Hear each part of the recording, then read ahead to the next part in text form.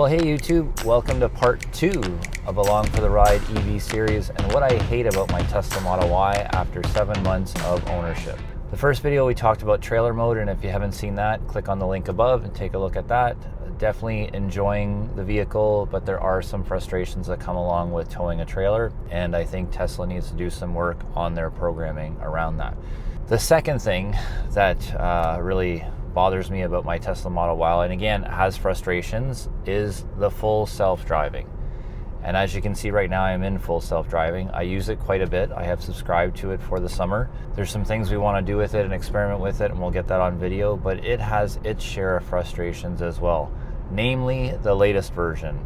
So my biggest frustration right now with the latest version is this new rodent sensitivity kind of stuff. It's way too sensitive. And don't get me wrong, full self-driving, I think it's very impressive. It does a great job of controlling the vehicle. But this new rodent thing is really driving me crazy. So it hit me the first time with a bit of a surprise. I was coming home from work and a cardinal flew in front of the vehicle. It wasn't anywhere near hitting the vehicle, or the vehicle wasn't anywhere near hitting the cardinal. It wasn't even down at the nose level, it was up at windshield level. Ruby slammed on the brakes, and I mean slammed on the brakes. Had there been somebody behind me, I think we probably could have had a rear end collision going on there. It was so drastic. And I was shocked. It was the first time it happened. And I right away blocked it up full self-driving and said, like, what the heck, this is crazy. There was no way we're gonna hit that bird. And not 200 to 300 meters later did we run over a chipmunk. So not only was it inconsistent that time, but it was way too aggressive. It happened twice with birds. And then there hasn't been a lot of issues where I've had issues where the rodent stuff has come up until last night, actually. Again, driving home, and there was a road kill on the side of the road and a big turkey vulture and no other cars around. So I expected Ruby to just kind of veer around it, like as if there was an obstacle on the road or another car on the side. But it started to do this hesitation thing as to what was going on. Like, it's a turkey vulture, it wasn't really moving. So that was kind of annoying. And then not a bit later did we have a squirrel cross in front of us. And again, it really reacted aggressively and aggressively away from the squirrel. So it's way too sensitive. There definitely needs to be some changes made there around the rodent sensitivity. It's a rodent. And as much as I love wildlife, there are times when you avoid a rodent, and maybe, I gotta be honest here, maybe Ruby slammed on the brakes with the cardinal because she knew there was nobody behind us. That could be. I don't know if that system was in play, but I gotta say it really shocked me. Like, it was a big shock to have the brakes slam on like that. I had seen the cardinal, it wasn't that I wasn't paying attention, but so maybe it's working the way it's supposed to. It knew there was nobody behind us, so it knew it could slam on the brakes, so it did slam on the brakes. And maybe in another case, if there wasn't a vehicle there, or there was a vehicle there, it wouldn't slam on the brakes. I don't know. Not really something I want to test. The next thing that frustrates me with FSD is actually the driving modes. In autopilot, you can control the max speed limit just by scrolling the wheel, and you can go up by a kilometer at a time kind of thing. The modes, they definitely have ranges. They work pretty well. I do use them. Right now we're in standard mode, but there's just not enough control, I find. Like chill mode, it gives you about 3 kilometers over the speed limit, which is great for in the city. Standard I use more in country and rural and highway modes. I would prefer the ability to just control the speed limit and scroll it up. They work most of the time, but a lot of times they're just too aggressive. You know, going 8 kilometers over in an 80 zone, not so bad. Going 8 kilometers over in a 40 zone, way different. So I think I would prefer to have, and this is my opinion, I'd prefer to have the scroll wheel where I can just drop the kilometers down in full self-driving to whatever I want them to be, instead of having these modes. Which leads me to kind of my next complaint about full self-driving, and that's the full self-driving mode. We talked about it in the trailer video, the last video, the fact that you can't use full self-driving when you're towing a trailer. So if there's instances where I can't use full self-driving, why doesn't the car just dumb down to auto steer?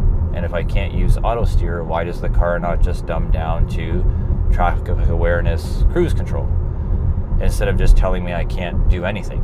Again, going back to my F-150, which I'm not really missing. Sometimes I do miss the height. I did love my F-150, loving the Tesla just as much. In my F-150, if I hit cruise mode and lane keep was available because there were lines on the road and all that kind of stuff and the conditions were good for it, it would do the full gamut. It would have cruise control, lane keep, the whole bit. But if lane keep all of a sudden disappeared because there were no lines on the road or something, it would still continue to cruise, it would still continue to do that, and once the lines appeared again, lane keep would come back on. So very smart system. Ruby doesn't do that.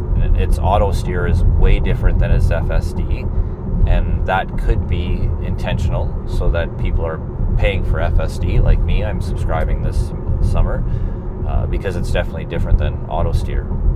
So yeah, number one with FSD that I really think needs to change is the rodent update piece. It's got to go. It's way too sensitive, and that's just one of the things you deal with when you're getting over-the-air updates. Sometimes the updates aren't great, and I know they're working on it. They work on all of it, and I get that, but I don't think it's necessary. Just like I don't think the pothole one is necessarily necessary either. The vehicle's already doing so much in terms of FSD, and I guess it would be great if it could do that effectively, but I think in most cases we just need to run over that rodent. Sorry for those animal lovers out there, but if they're in the middle of the road, they're in the middle of the road. The second thing is the drive modes. I would prefer to have speed limit control, or at least have that option. I mean, it'd be neat in the menu if you could turn the drive modes off and just have speed limit control versus that. That's my opinion. Some people like them, I guess. That's just what I think. And the third thing, I think Ruby should be able to figure out what level of FSD. Again, we subscribe to FSD, so that's a different level, but what level of automatic driving is available. I have yet to use the traffic control cruise because you actually have to pick those options when you're in park mode. So if I didn't have FSD, the car would default to auto steer, and if auto steer wasn't available, it wouldn't do anything else, which I think is silly. It should automatically switch to traffic aware cruise control and just tell me that. FSD is fantastic. It drives really well. So this isn't a slant at FSD. I just think there's things that I think it needs to do a little bit better, and I've been providing the feedback. So the fourth thing, and probably the biggest thing, is the speed limit awareness piece with FSD. And it kind of has two parts to it. Number one is recognizing speed limits. I find it really struggles to, at times, see the signs. On my way to work, when I turn on the road that my school is on, there are 3 40-kilometer signs indicating that it is 40 kilometers an hour. And at one point, I'm sure Ruby was recognizing the first sign, or first or second, and it was adjusting to 40 kilometers an hour. We are now consistently up to the third sign, which is a good ways onto the road before this vehicle slows down, and it's coming off a 60 kilometer zone. So now I'm doing slightly over 60 kilometers an hour in a 40 zone when I'm in FSD. And in FSD, I feel like I shouldn't have to worry about those kind of things. In other cases, you know, when we're driving, I think on the one road I was on, it's actually picking up the bus route signs because it's got a number of roundabouts, and the speed limit on the road is 60 kilometers. And it seems to stay 60, and then again, I'll be honest, I think it's this latest update seems to be making a lot of the changes, but all of a sudden on this road, because I drive it fairly often, it would start slowing down to 50, and then it would speed up to 60, then slow down to 50, then speed up to 60. And I couldn't figure out for the life of me what was going on, because it's pretty aggressive sometimes when it slows down.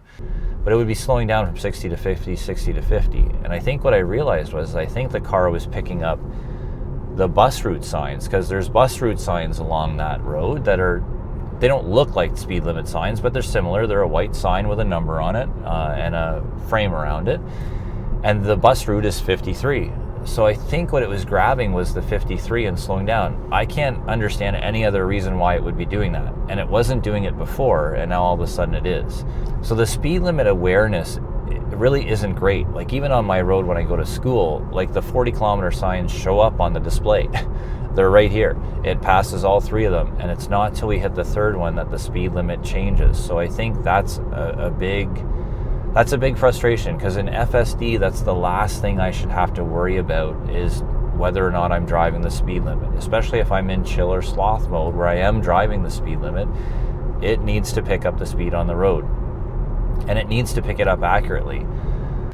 The other piece around speed in part B of this one is the fact that sometimes it takes a really long time to adjust to the speed limit.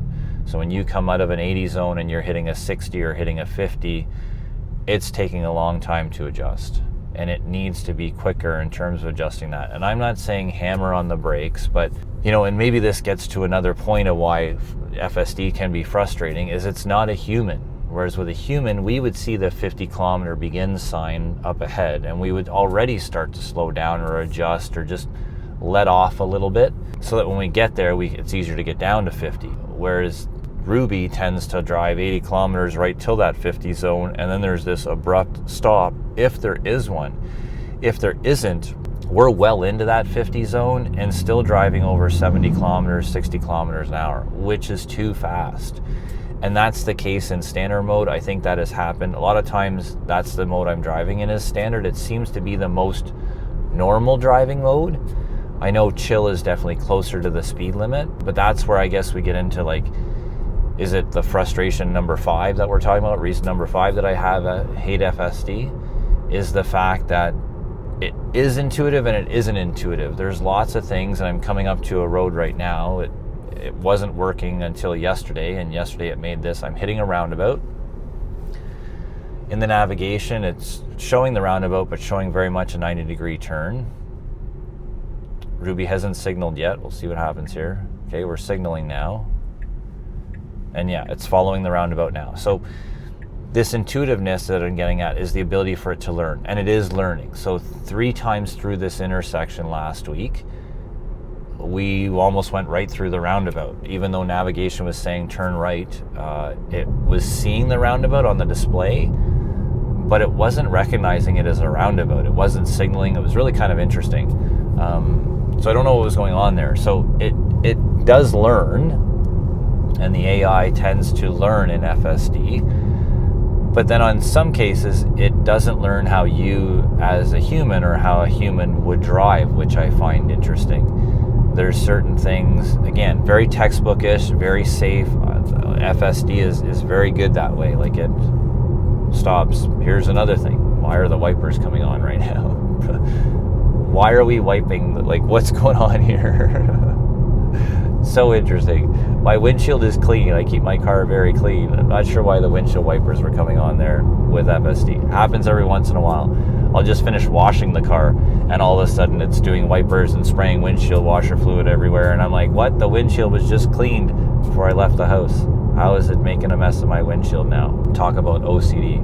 FSD works great. I really do like it, but it doesn't drive like a human. It drives very textbook-like. So when you come up to a sign and a stop, say you've got somebody who's turning left, and there's room on the side of the road for you to veer right because you're turning right, which most humans would do, Ruby doesn't do that. So I'm not sure why she can't learn that, but she can learn roundabouts. And maybe it's just rules of the road. That's not typically what a rule of the road is. But as humans, that's what we do. And as so I find, again, that's okay when I'm in the vehicle to sit at a stop sign for 3 seconds, but when I'm in a stop sign and there's nobody around and we pull up and we stop for 3 seconds, the people around me are kind of going, what's going on? Just go through kind of thing, right? Because we as humans will stop, we'll take a quick look, go. It's definitely not 3 seconds. So that intuitiveness of a human, that ability to slow down before you get to the slower speed limits or speed up before you get to the faster speed limits, I can see that in my rear view mirror with other people driving around, and they're kind of like, what's going on here? That wouldn't be an issue if we were all self-driving and if we all drove like textbook kind of thing. We don't do that though, right? So that's another beef that I have about FSD. Do I love FSD? Absolutely. Do I use it? Absolutely. But there are some frustrations that I have with it around just things I think that it should be able to do better. Speed limits, for sure, number 1. It should be able to handle speed limits better, recognize them better, especially when the signs are showing up on the display, number 1. Number 2, that ability to tow a trailer would be fantastic. If I could program that trailer, going back to video 1, and I could use FSD, it does a great job of summoning, and it's not like I'm hooking up a massive trailer to this vehicle. Why couldn't it summon with the trailer on it? It would understand what's behind it, how much room it needs to make that turn. The summoning is really cool. The auto summoning, I did it for some friends when we were in a big parking lot. and they were all walking to go get their car. I'm like, I'm gonna get mine too, and I hit the button. It's just so much fun. It's neat to kind of see it drive with nobody in it, and it does a really great job of avoiding. It was a pretty complex parking lot, so I'd like to see that possible with the trailer for sure. Drive modes, not a big deal. We can get used to them. I just prefer the speed limit a piece, but the ability to give me what's available when I need it in terms of full FSD, autopilot, or whether or not it's just traffic cruise control. I can't even switch to cruise control right now without pulling over and getting into park. But anyways, there's part 2, 7 months in. The second thing that's frustrating me about Ruby is the FSD modes.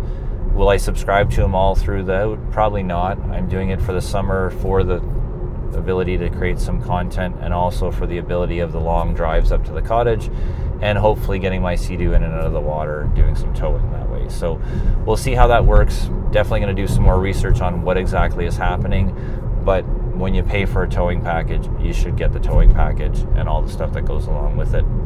When I pay for FSD, I should get all of the beauties of FSD, and I do at this point, but I would like a few more little corrections made to it. That's what I'm saying. 2 things that I hate about my Model Y after 7 months of ownership. Loving everything else about it, and I can't complain too much about it. Just some things that I think Tesla needs to work on. So thanks again for subscribing. If you're thinking about buying a Tesla, don't forget to use the referral code down below. It'll get you 3 months of full self-driving for free, and it'll really get you a chance to experience it and try it. With that being said, hit the subscribe button, hit the notification button. That'll give you an opportunity of knowing when I am posting, if I'm posting. Otherwise, as always, this is Greg Sinti saying, thanks for coming along for the ride in my EV. We'll see you next time.